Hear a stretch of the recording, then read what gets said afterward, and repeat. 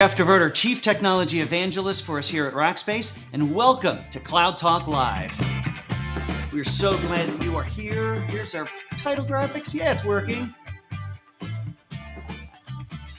All right, everyone. Again, my name is Jeff Diverter, Chief Technology Evangelist here at Rackspace, and welcome to another episode of Cloud Talk Live. Now, if you're new here, and I think we do have some new folks that are here, some basic instructions. It starts with this. Introduce yourselves. I'd love to know who you are and where you are in the world. Now, we're starting our summer road trip series today, and so knowing where you are is really important today. I'd love to know that you're out there. So also, if you want to get a hold of us over here at the Solve program, it's as easy as sending an email. You see it right there. Send an email at solve@rackspace.com. And it's going to make it over here to me. It's going to make it Daniel, Megan, the whole production team will get that. So I'd love for you to shoot us a little note and let us know what you're thinking. Do you have any ideas for the program? Do you want to be on the program?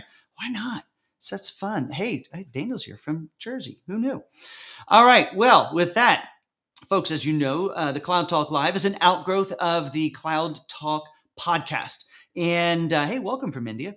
And on the podcast this week, I've got Josh Pruitt. Josh is the Chief Product Officer for us here at Rackspace, and we unpack the recent research that we did. Hey, London, glad you're here. Greg from San Francisco. It's early. I'm impressed. Sorry, I got distracted. I always get distracted, but you know that because you come to the program. So Josh Pruitt, he's over there, and Chief Product Officer. We unpack what we our recent research here at Rackspace. And if you want to get a hold of any of that, just go over to rackspace.com/solve and you can download that. Hey, Todd, glad you are here. Now, if you just want to get this podcast, well, you got to subscribe. So go to anywhere you can find podcasts like Google Podcasts and Spotify and Stitcher and LinkedIn, Amazon Music. We're in all the places. You just have to subscribe. Well, I told you before, we're starting this new series today, and it's called The Summer Road Trip. And huge call out to the creative folks over at Rackspace and Megan for getting them all corralled in to make this really cool graphic.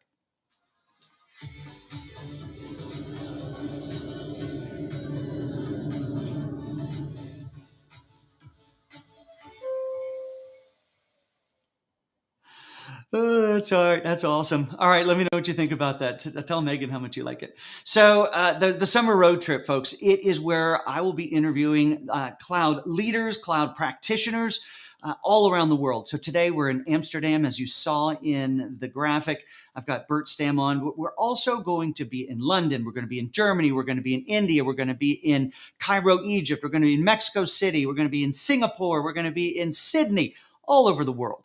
And I sure wish I had gotten travel approved and we could have done all these live, but it's going to be virtual. It'll be fun. And but today on the program, I've got Bert Stam. Now, Bert leads for Rackspace our Northern Europe region, and he helps companies get on the bandwagon of cloud transformation. And so he's going to come on and visit, and we're going to talk about some research they recently did, some of the cloud trends that are happening in their region. And I'm really anxious to bring him on up onto the stage. So why don't we actually do that now, Daniel? Let's bring Bert up. And there he is. Hey, Bert, welcome to the program. Hello. Good morning. Good afternoon, Rackers. Nice to meet you all. So glad that you decided to jump onto a live program and throw caution to the wind and let me ask you any question that I really feel like asking. So, yeah, you've been most welcome. Yeah. Hey, so it starts with, you've got a really interesting background. Tell me where you are. Yeah, I'm actually not at the Rijksmuseum, as we call it in the Netherlands. It's actually just one of the rooms in the Amsterdam office. So behind me, you see the old Night Watch, which is one of the famous paintings of Rembrandt. And we got multiple rooms here in the Amsterdam office, all reflecting one of those old Dutch painters. That's incredible. That's one of the things that Rackspace does really well, is to create unique custom environments that are unique to the area for the different offices. I think in the Hayes office in London, there's a mini, literally an old Mini Cooper in the office itself. All kinds of interesting things all around the world. You've been with us here for 8 years, but why don't you give me a quick background of your technology career? Yeah, sure. Yeah, it's even close to 9 years now, Jeff. I'm here. I think in August it will be 9 years. Always been in charge and working out of here, this Amsterdam office. Before Rackspace, I joined for 11 years HP. And between HP and Rackspace, I had my own organization, my own business, Hmm. first in recruitment, and afterwards I bought some shares in a managed services company, which we actually integrated after 3 or 4 years with a larger company. Fantastic. Well, we've got some folks. Looks like Wilco is glad to see you live, and we've got somebody who's looking for a job in storage. Yeah, just go over to Rackspace.jobs and search on storage. You'll find some stuff there, and I'd love for you to check that out. So, you guys recently did some research, Bert, and maybe you can Yeah. tell us just at a high level what it was. Some of the demographics about who you talked to, and so forth, and then we'll jump into what you guys found. Yes. So in the end, we were invited to sponsor in the end a research amongst CIOs of different companies here in the Netherlands. And we tried to get a better insight where they are in the cloud adoption and how mature they are when they are in the cloud or in the hybrid cloud. And in the end, we try to get better insights via 10 different items, which we checked how mature those companies are. And that was guided by 4 or 5 roundtables Yeah. where we have very open discussions amongst CIOs what cloud actually entails and how they move to multi-cloud. And I thought it was really interesting also because you were plotting a maturity index. And so you created Yeah. this index that said basically from 1 to 5. One was you could spell cloud, or you could spell AWS. That's my clever joke. And 5 was you're using it to its fullest extent. And so the overall number, what was it, about a 2.2, 2.3? What was the number? Yeah, if you Yeah, took all the that's different what it categories. is. Yeah. So amongst those 10 categories, in the end score in terms of maturity was 2.3, I think, Yeah. for all 210 items. And when you actually look to the graph, some categories are probably a little bit further, but they are all between, let's say, 1.5 and 2.5 in the end scored. So Yeah. not very mature. Yeah, and you did that across. Let me just bring this up really quick. You did it across 10 different categories. Yeah. Yeah, and those categories started with business value, my favorite of the categories, strategy, culture, organization, people and skills, governance, risk and compliance, architecture, operations, and cyber resilience, and then lastly was automation. And I thought those were really good categories to go out and measure. And what I thought we might do is step through a few of those. Now, my favorite, as I mentioned when I said that, it was the business value, because we make these moves out into the cloud. Well, as technologists, we want to do it because it's some fun technology to play with. But it's never a reason for a company to adopt a technology because it's fun. It should have business value. It should bring transformation. In fact, I see somebody who's asking, Jag just asked the question, what cloud does Rackspace use? We use all the clouds. We have a lot of our support stuff's running in AWS. A lot of our data is over in Google. We obviously have a ton over in Azure as well. Our Microsoft 365 runs out there, of course. So, but that brings up an interesting point when we think about um, about what clouds people use. It really is a multi-cloud world, and that really didn't necessarily make its way into this research. Hey, Michael from Houston. But in business value, you guys did a fantastic job of defining what each of these areas were, and that really was how much business value. How are we changing our business based on the use of the technologies available to them in the cloud. And again, on that scale of 1, they could spell AWS. 5, they're getting everything out of it. A 2.1. What are your thoughts on that, Bert? Yeah, a good question, Jeff. And when I read to the outcome of this survey, the maturity is on that level not that great at this moment. Just around 2, and 2 is on a scale of 5 in the end, not on a scale of 10. Yeah. Just to mention, but it's around, yeah, let's say then 40%, and up from the 100%. So yeah, when I start conversations or we start conversations with any existing customer or new customer, it's always, or I always try to start a conversation about the business outcome. In the Yeah. end, what do you try to solve for, and what should be the outcome? And it's not always very clear, to be honest, when we have those conversations. It's sometimes, yeah, we have to go to the public cloud, just lift and shift to public cloud. But in the end, what do you try to solve for, and what is the expected outcome? But I do see more in more mature organizations that they adopt cloud more specific, and that they do exactly what the outcome should be. And they, 9 out of 10, based on data, they build new services for their customers, Hmm. and it's very clear where that should result to in terms of outcome. Right, right.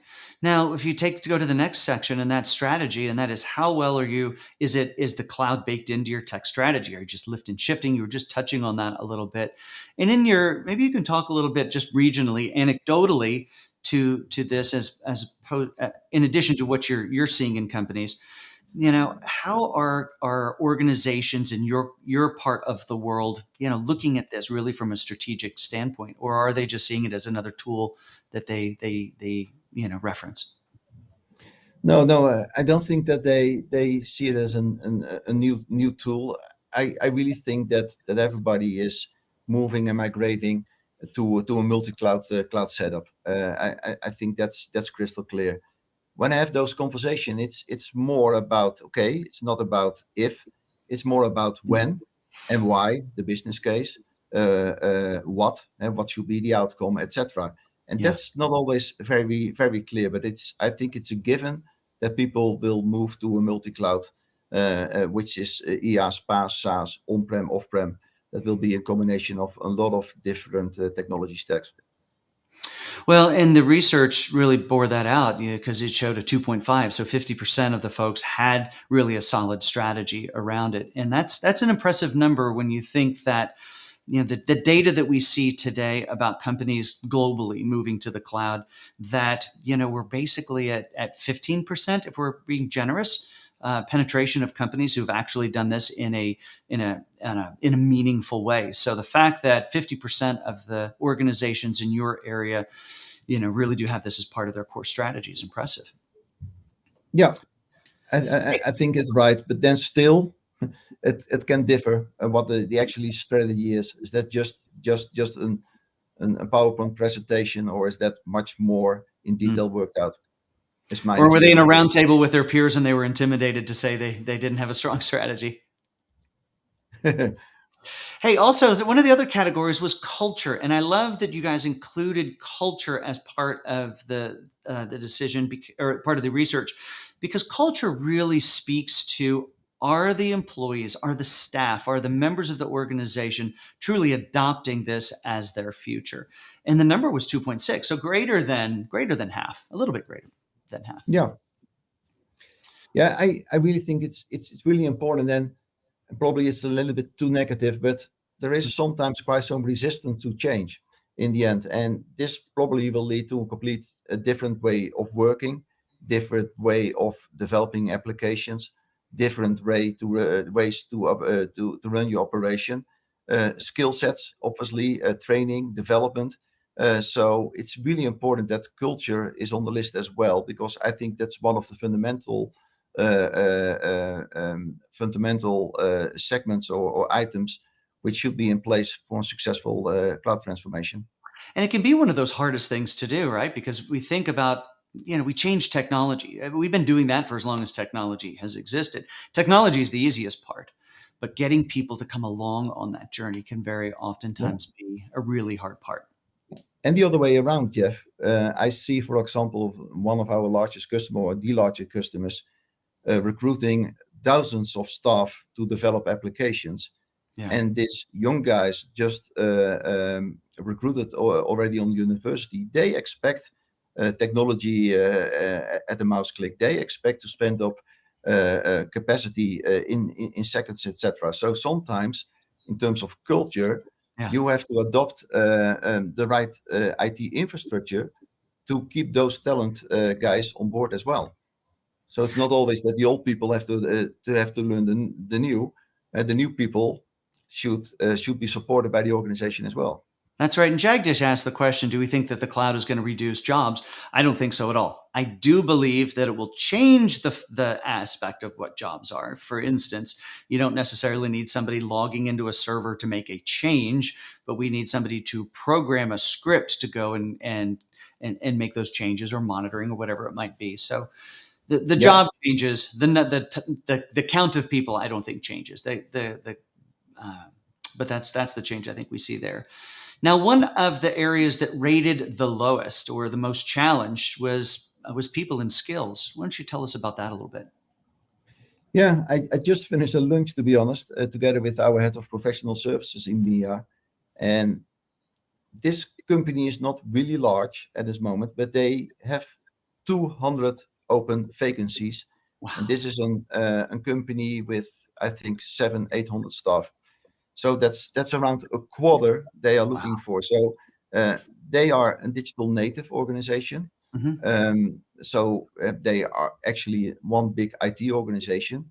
So imagine that there is 25% they don't have at this moment. Um, and then I try to get a little bit understanding what the impact is on the business, and in the end on what the cost will be in the end if you don't execute projects. And in that particular case, they have 5 very strategic projects just pending due to resource constraints. Wow. That's amazing. I was with some customers last week in New York City, and a very large airline that's centered in the U.S., but has a few international destinations. But they have almost 800 people they have to hire by the end of the year, just in IT. Now they're hiring a ton other, in other parts of the organization, but in IT alone, 700 to 800 people. That's an incredible number. Yeah, yeah, it's incredible. And I was at another CIO event, physical event after the COVID, and Hmm. I spoke with a guy from TCS, that's Tata Consultancy Services. Yeah. They hired last year 150,000 people. 150,000 people.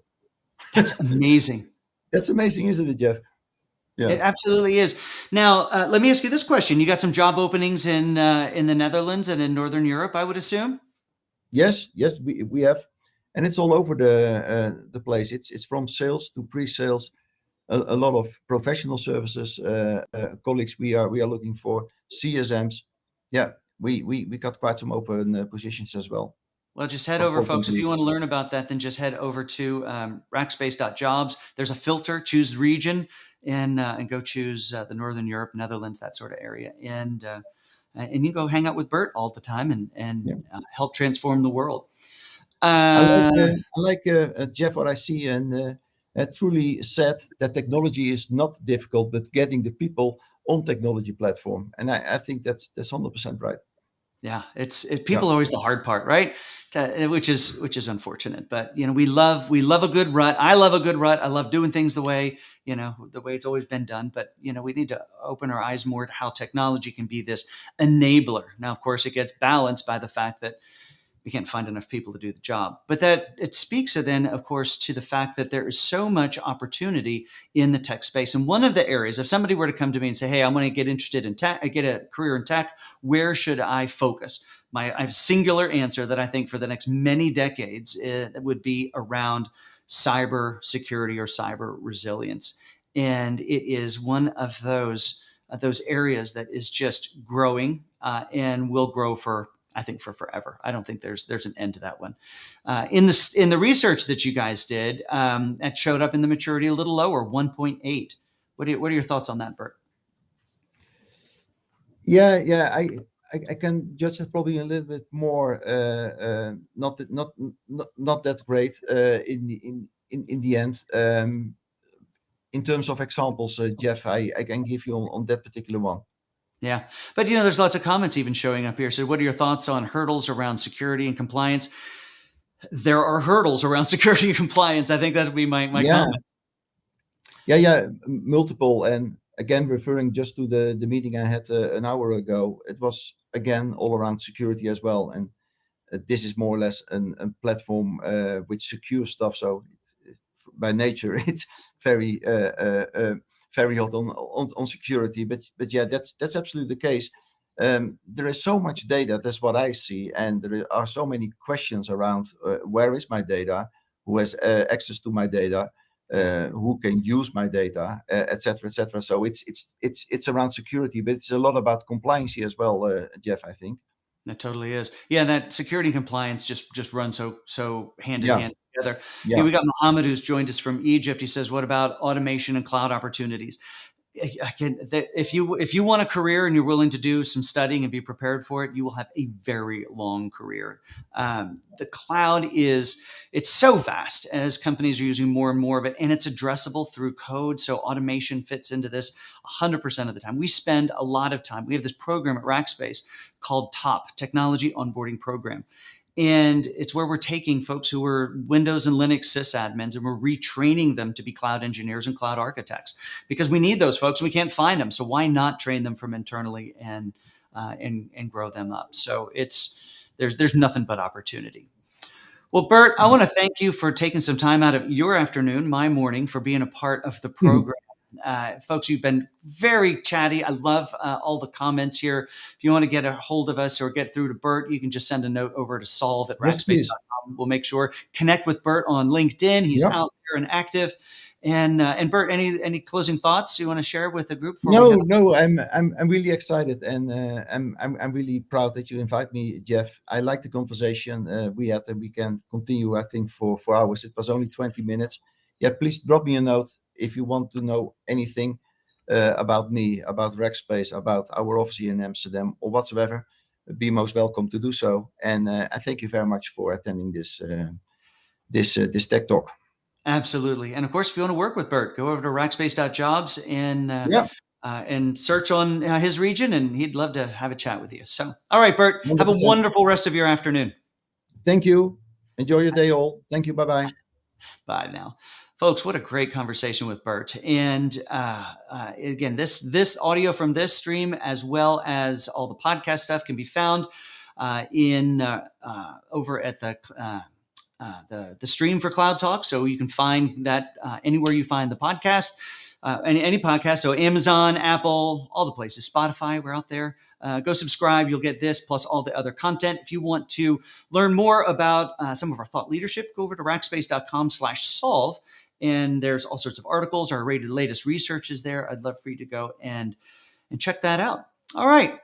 Well, with that means we get to move on to one of my favorite parts, and that is talking about this week in cloud. And that is how the cloud is making the news and why that is important to you. And we start with an article that it's over in CIO magazine. And of course, their online property, CIO.com. And it says, make better AI infrastructure decisions, why hybrid cloud is a solid fit. Now, this article was written in conjunction with NVIDIA. Now, of course, NVIDIA is doing incredible things in this space of AI and their infrastructure. But it goes on to have a conversation that says, look, when you when you're working and developing these models, training these models, the data sets tend to get larger and larger and larger. And in a cloud-first world, which is always a great place to be, that can sometimes get extraordinarily expensive, whether it's those data sets getting sent in and then out of the cloud, whether it's all the additional compute that's happening in there. In those environments, in those training and development environments, it can sometimes make a lot of sense to do that in a private cloud environment on your on-premises where you're not getting charged all of those ingress and egress fees. So go check that article out. I think Daniel's going to post it out there for us, which is fantastic. He's going to drop that there. Now, also in the news is how to pick the right cloud storage environment. Now, I bring this article up, one, because it's got some good information in it, but it helps to drive the conversation that the move in adopting new technology has been bifurcated, and in some cases trifurcated, if that's a word. Maybe I just made one up.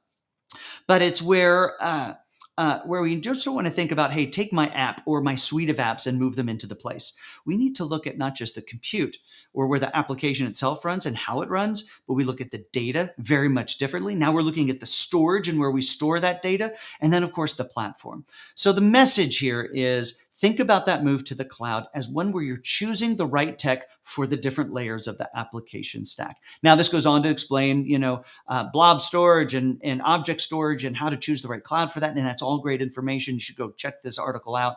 But at the end, it really is focused on helping you realize that this decision, that this move is one that requires a lot more thought than just where do we move it all and all at once. All right, so that's what's going on in the cloud on the news. Let's talk about cloud releases, everyone, and we'll start with our friends over at AWS. Now, their incident manager from AWS, it's a feature that's existed. It now is available in Systems Manager and expands support to runbook automation. Now, this is fantastic because what it ultimately does is it allows you as an organization to define what should happen in the event of a trigger. That trigger may be the app not working right. It may be your relational database is getting larger than it can getting to capacity. So this runbook can do things to make the situation better before you have to wake somebody up and get them working on the environment. So go check that out. That's really cool stuff. Let's go over to our friends at Microsoft and in Azure. General availability. They've got, you can now easily manage your Azure IoT Central dashboards using the catalog. Now, the catalog is pretty cool because it allows you to create these different dashboards and catalog them and group them into ways that make it easier to navigate and to consume. Let's take a look at what that actually looks like. I can push a button and make it pop up on the screen, I think. There it is. And in this environment, you see they have broken their dashboards out by, campuses, East Campus, Main Campus, North Campus, but making it easy for an individual to then be able to go in and consume that information. So catalogs, go check that out. Over now from Google is you can now set up a multi-cluster mesh on GKE. Now, multi-cluster meshes are great because it allows you to have multiple instances of your GKE environments and be able to load balance between them, be able to share between them, and it just creates a much more dynamic containerized application environment. So that's the news from our friends over at Google Cloud.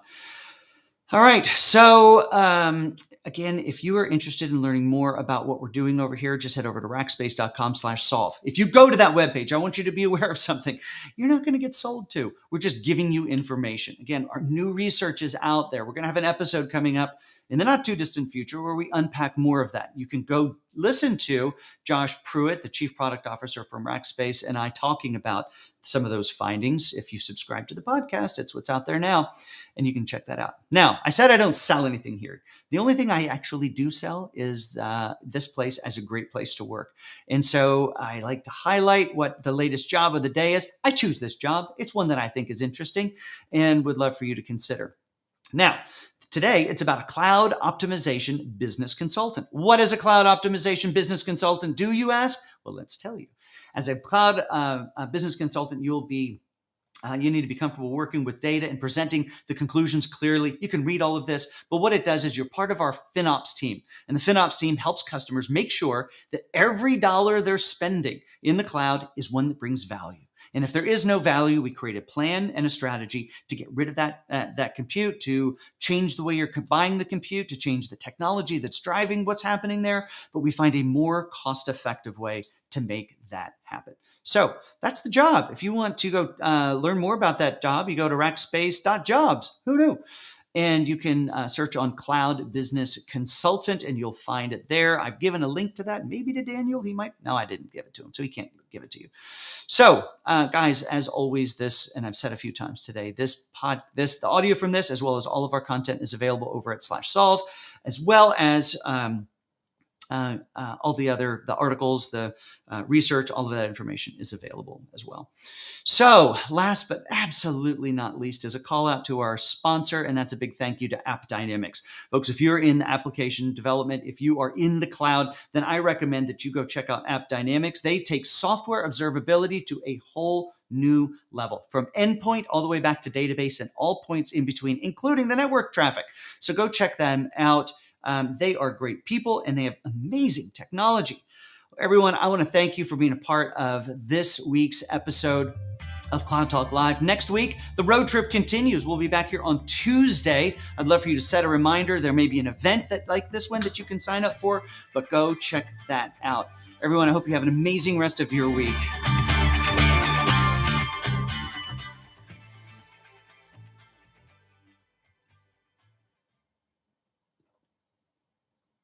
And we're still live.